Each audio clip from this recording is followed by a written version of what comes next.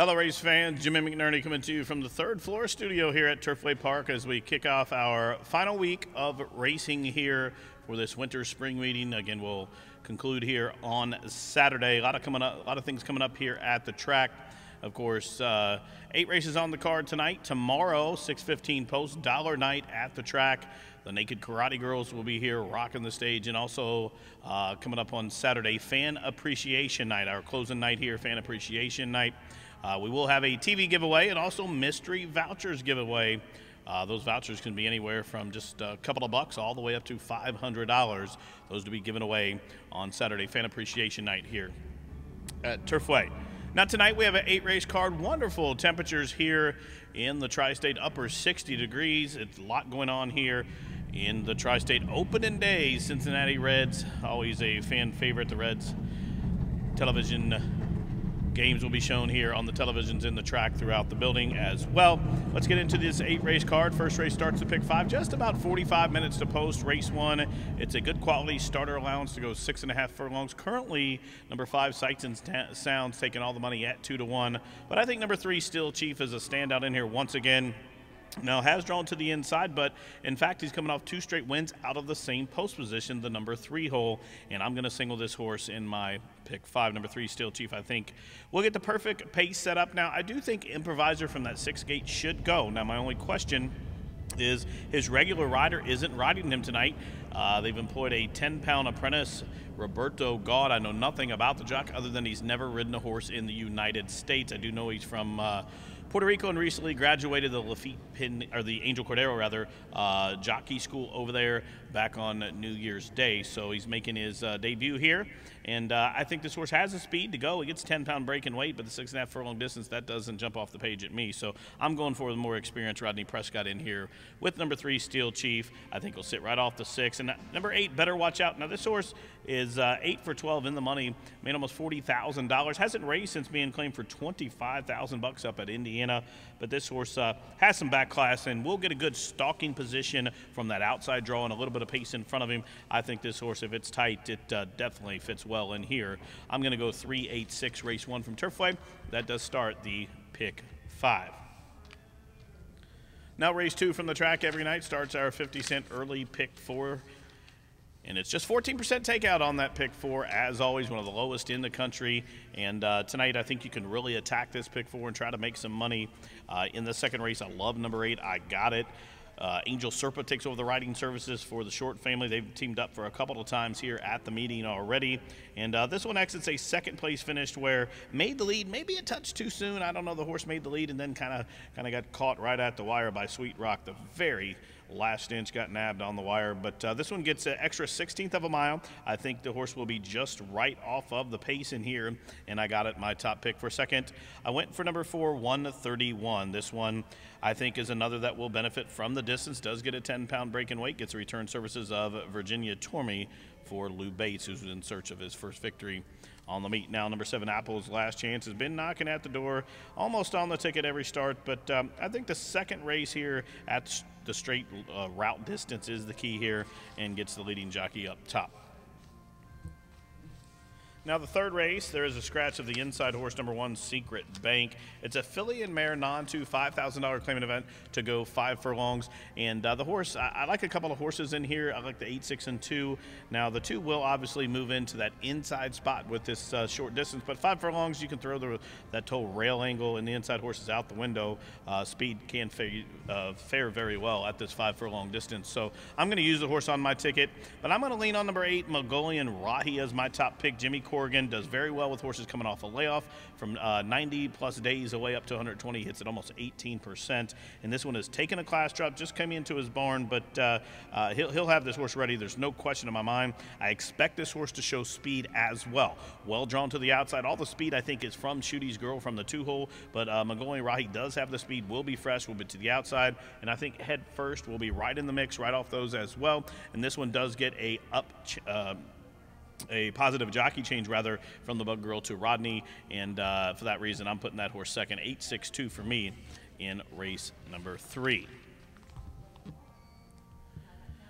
Now the fourth race here at the track is a maiden special weight for fillies and mares to go a mile and 16th. It's a pretty good field in here. There is a scratch of the 3, She Be Striking.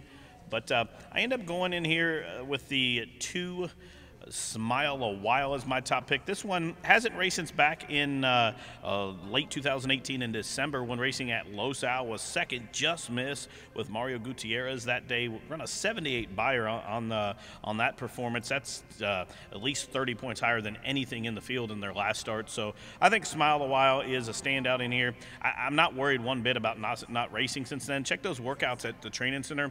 The last workout on March 16th was the second best of 12 that day, 102 and 1. Prior to that, had a 6 furlong drill, 117, and that's a really, really good move over that track. That track's very, very heavy. Horses don't work very fast over that track, and this one is trained by Richard Castillo. He doesn't start a lot of horses, but he does okay when he does. He will have this one ready and gets Malcolm Franklin up top. For second, number 4, Plans to Prosper. Now, she's another one in this race making a polytrack debut. So if you go to her form, she fits in here. She's a 6-time starter, making her 7th start tonight. She has a 2nd and 3rd place finish. Been facing much tougher up in New York last year, and then most recently at Gulfstream back in February.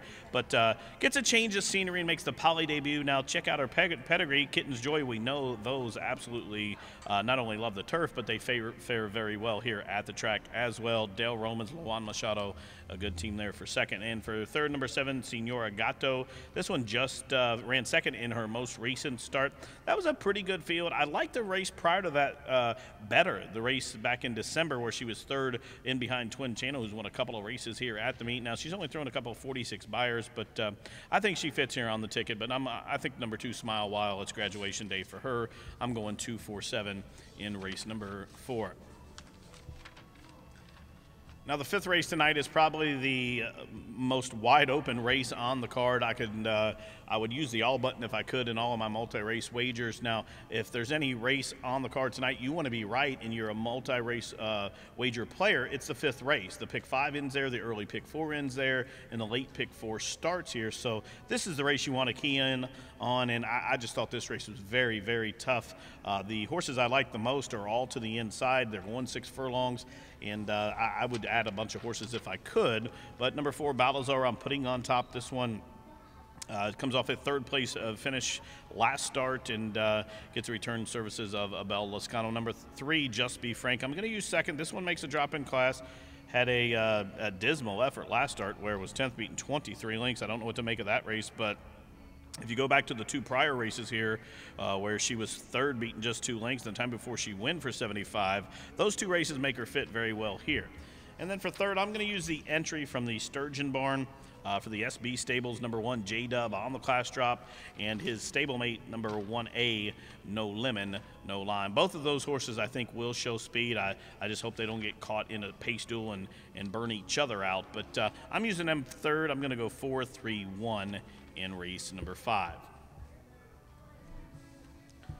In the 6th race, we have another another filling mare condition claimer. It's a non-winners in 6 months to go 6 furlongs. There's a scratch part of the entry. Catherine's Drama is out of here. Number 8, Knockout Girl, to the far outside is my top pick, Tommy Drury, who's hitting it better than 20%. I think he's maybe 4th or 5th in the trainer standings from just those limited number of starters. His owner, Brett Bresser, having a very good meet as well. They've teamed up a couple of times here and even got in the claim box and got one, and has won a couple of races with that one as well. Malcolm Franklin up top. She's racing for the lowest level in her career. She's a 6-time winner. She's made over $83,000. She's 5 for 9 in the money here at the track. A lot of upside, and Knockout Girl gets Malcolm Franklin at 2-1 on the morning line. Now, number 4, Bruised Toonie Toss. She was claimed 2 back for the $5,000 level where she was 5th, beaten 5 lengths. She had an excuse that night, and she came back. They opted out of waiting out the jail time and ran her back right for what they claimed her for, and they put her in for a condition just like today's condition, non-winners, and today's 6 months. That was the non-winners in a year, and she basically was the best horse that night. She was off a little bit slow, then had to steady a couple of times in the race. She only got beat a length, but is well spotted here. She ran a 49 by her last start, and I think that repeated that effort gets her right there with Knockout Girl. Now, for 3rd, I went for number 6, Twirling Princess. She's another one that's that's been there every time. She has 2/3 and 1/4 place finish in each of her last 3 starts here over the poly track. And she gets Luan Machado. She'll sit a good stalking trip from, I think, probably second flight, just about 4 or 5 lengths off those leaders. I do think there is some pep to the pace here in this race. Sugar Candy Rose, I'm sure, will go. And also a little Bourbon. Knockout Girl, I think, will go. But I just think Knockout Girl has the class edge here in race number 6. 8-4-6 for me. Now the 7th race is a maiden special weight going a mile. This one is for 3-year-olds and up. And this is another wide open race, race 7 is. And I was back and forth between the 2 and the 8. I ended up going for number 2 against the line on top. Now this one was 3rd beaten 4 lengths to a pretty good field last start. Prior to that was 2nd in behind Artemis Bridge, who's a stakes place horse for the Ramses and Maker. I think this one just has been facing tougher here than most any of the horses in the field. And I put that one on top. For 2nd, number 8, Imperial Empress. Now this one debuted at Churchill back last May. She didn't show didn't show very much. Kind of broke last in past towering rivals, as chart says, and was 10th, beaten 10 lengths. But 10 lengths in a maiden special that time of year at Churchill, that translates to a win here. If you look at the buyer, the horse ran a 64 buyer while being 10th, beaten 10 lengths. And please note this horse is a first-time gelding trained by Connor Murphy. Pretty good price on the morning line there, 8-1. I look forward to race 7. I love that horse to the outside. Now for 3rd, I went for number 5, St. Louise. This one was 4th, beaten 4 lengths last start, and gets a break in weight tonight going this route distance. The trainer has opted for the 10-pound apprentice Virginia Tormey up top. I'm going 285 in race number 7. The 8th race will win things off with a very wide open maiden 5-claimer. This was the 2nd toughest race on the card for me. It's going the 6 furlong distance. There is a scratch at number 4, Real Talk Tie, but it's a wide open race in here.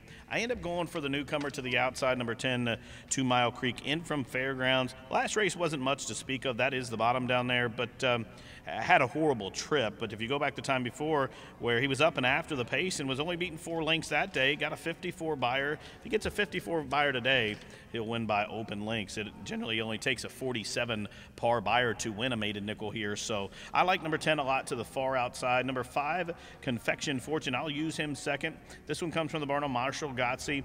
He had an unfortunate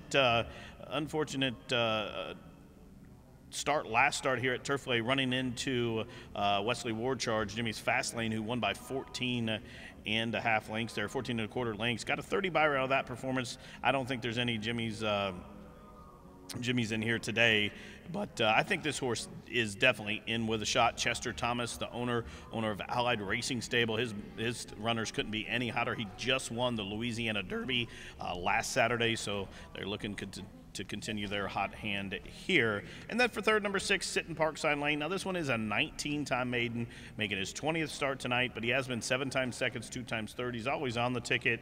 He gets a young apprentice, J.D. Ramos tonight, 10-pound apprentice, Joey Jesus, to go this 6 furlong distance. I'm going to go 10-5-6, race 8, very wide open maiden 5 event. 8 races on the card tonight here in Florence, y'all. Temperature in the upper 60 degrees. Wonderful night of racing. First post in 32 minutes. Good luck.